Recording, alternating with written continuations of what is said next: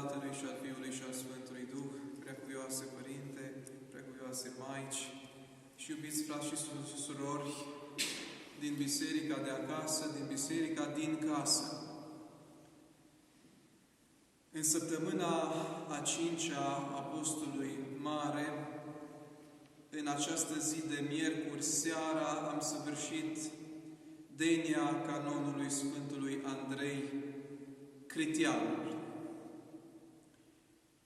Atmosfera pe care o generează această rânduială, acest imn extins de pocăință, este una specială.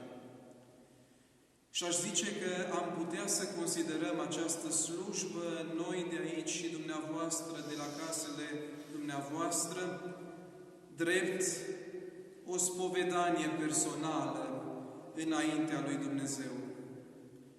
O altfel de spovedanie față de cea cu care noi suntem obișnuiți, însă una reală, adâncă și cuprinzătoare. Zic o altfel de spovedanie pentru că am făcut împreună o călătorie în toată istoria mântuirii. De la Adam, prin căderea lui, apoi ceilalți oameni aleși ai lui Dumnezeu sau ceilalți aleși pentru păcatul și mai ales pocăința lor, drept exemple din Vechiul sau Noul Testament, și cu fiecare dintre ei noi înșine ne-am identificat. Când era vorba de păcat și patimă în care unii sau alții au căzut, eu sunt cel care am căzut. Când era vorba de întoarcere la Dumnezeu, după un păcat grav săvârșit, eu sunt cel chemat să mă întorc la Dumnezeu.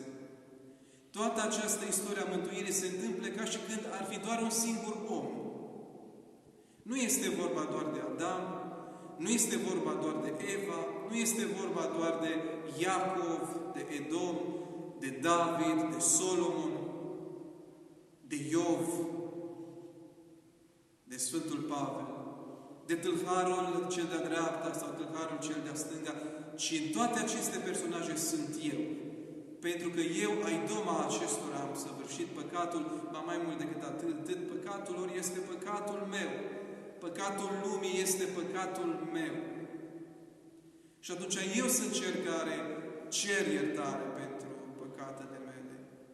Și eu sunt cel care am nevoie de pocăință. Și eu sunt cel care am nevoie de îmbrățișarea Părintelui, care nu ține cont de răutățile copilului în momentul în care el se întoarce acasă, vrând să nu mai pribegească, dorind din nou acea petrecere împreună cu Tatăl Său, petrecere binecuvântată, petrecere lipsită de durere, pentru că este lipsită de păcat.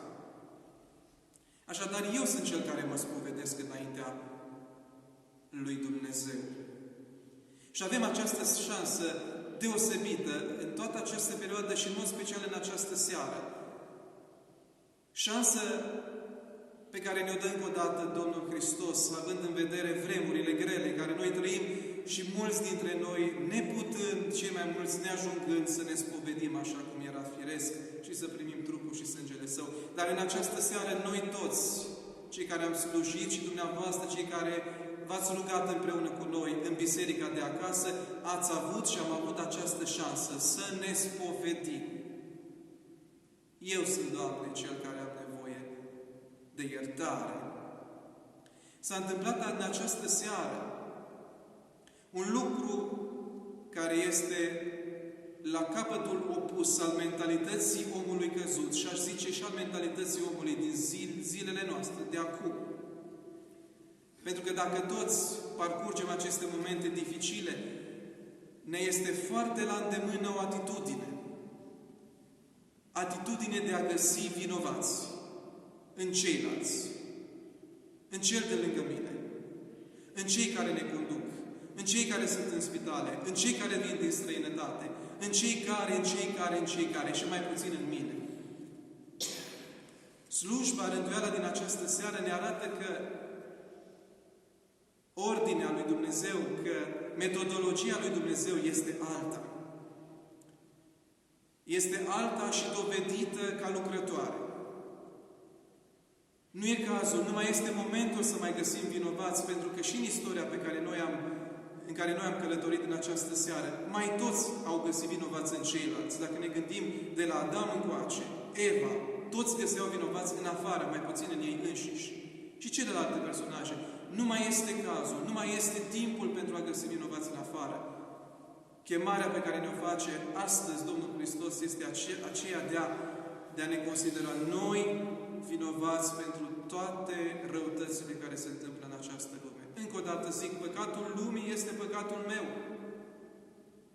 Nu fug de el, ci îl pun înaintea lui Hristos, pentru că tot acest canon pe care l-am parcurs împreună nu este altceva decât, ziceam încă o dată, o îngenunchiere înaintea lui Hristos, nu judecător, ci păstorul cel bun, așa cum este descris, care lasă pe cele 99 de oi în siguranță și se duce și o caută pe cea de-a 100, o pune pe umeri și o duce la adăpost.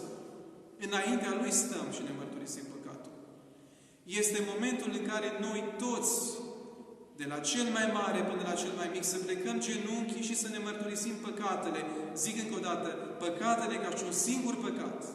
Și acest un singur păcat nu este al celuilalt, ci este al meu. Dumnezeu a îngăduit această năpastă peste capetele noastre pentru că eu sunt păcătos.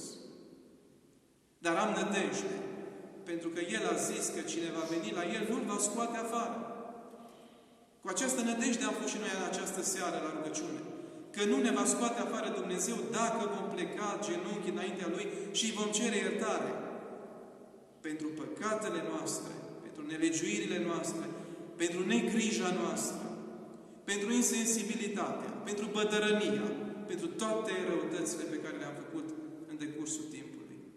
Dar îi mai spunem ceva, Doamne, am încredere în Tine. Și mi-aduc aminte acel cuvânt al Sfântului Saxiru, care ne dă această încredere, care ne spune că păcatele noastre sunt înaintea dragostei lui Dumnezeu ca un pumn de nisip pe care îl aruncăm în mare. Dacă avem această conștiință și le mărturisim înaintea lui Hristos, primim această iertare. Și unde răul este iertat, unde răul se împrăștie, își face loc binele și situația se îmbunătățește. Am auzit de mai multe ori în această seară o expresie foarte puternică. Vorbind despre rău, îl arată drept originea răului pe cel străin, și îl numește felul acesta pe diavol, cel străin. Cel străin niciodată nu-ți vrea binele. Cel străin niciodată nu vine înspre tine ca să te ajute, să te întărească, să te conducă înspre ceea ce tu ar trebui să fii. Și de aceea niciodată nu ai încredere în cel străin. Așa ne spuneau și acasă părinții, să nu ai încredere în cel străin. Diavolul este mincinos și tatăl minciunii, cel străin. Și el ne spune atunci când noi păcătuim că Dumnezeu este milostiv, dar și când spune acest lucru, chiar dacă spune adevărul, el este mincinos. Adevărul din gura unui mincinos devine minciună. Nici atunci nu avem voie să-L credem. Niciodată nu avem voie să-L credem. Iar după ce am făcut păcatul și simțim durerea păcatului, ne duce în cealaltă extremă a deznădejdii și ne spune că nu mai e nicio șansă. Că oricum ai făcut prea multe ca Dumnezeu să te mai poată ierta. Și într-o situație și în alta El este mincinos. Este cel străin, nu ne vrea niciodată binele. Ei, în lupta aceasta cu cel străin, în această seară, noi am cântat împreună de multe ori. Miluiește-mă, Dumnezeule, miluiește-mă, asemenea prorocului David. Și socotesc că nu este o rugăciune mai puternică de pocăință decât acest Psalm 50, pe care vă îndemn cu sârguință pe toți cei care sunteți acasă, să-l rostiți de nenumărate ori în aceste zile. Miluiește-mă, Dumnezeule, miluiește-mă. Și versetele care urmează. Am cântat cu frângere de inimă acest stih, miluiește-mă, Dumnezeule, miluiește-mă, însoțind cântările canonului celui mare. Și avem această nădejde că El, Dumnezeul milei și al îndurărilor, ne va mângâia pe noi și nu ne va lăsa la nesfârșit prăzii celui rău. Pentru că El este Domnul păcii, El este Domnul dragostei. Și așa îl mărturisim în toate slujbele noastre, în toate ecfonisele noastre, că milostiv și iubitor de oameni Dumnezeu ești. Și ție slavă înălțăm. Aceasta este nădejdea noastră și șansa noastră, zic încă o dată, în această seară, în care împreună tot neamul românesc și tot neamul de peste tot ne-am spovedit înaintea lui Dumnezeu, mărturisindu-ne cu putere păcatele noastre, dar având această nădejde că El ne va da dezlegare tuturor și că răul care se extinde în lume se va împrăștia și El cu darul Lui și cu binecuvântarea Lui va reveni în lume. Îi spunem și în această seară: Doamne, avem nevoie de Tine. Avem nevoie mai mult ca oricând de Tine. Pentru că fără de Tine nu avem direcție, fără de Tine nu avem soluții, fără de Tine nu avem nimic.